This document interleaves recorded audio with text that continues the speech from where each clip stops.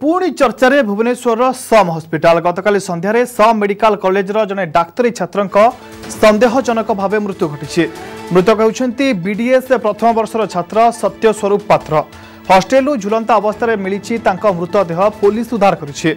मृत सत्यस्वरूप घर बारिपदारे। यह हत्या ना आत्महत्या ताहा स्पष्ट होई नहीं।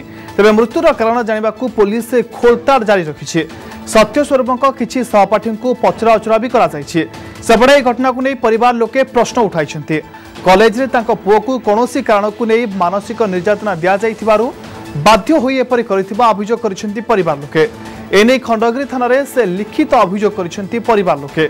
एथिसह तांको पुओर मृत्यु खबर कॉलेज पक्षरु जणा न जिबा सेमाने पहुंचीबा पूर्वरु तांको झुलंता अवस्थारु काढी हॉस्पिटल को निया जिबा आदि को नहीं सेमाने संदेह करिसेंती। सेबळे डीसीपी कहिसेंती पोस्टमार्टम परे मृत्युर कारण सामना को आसीबो।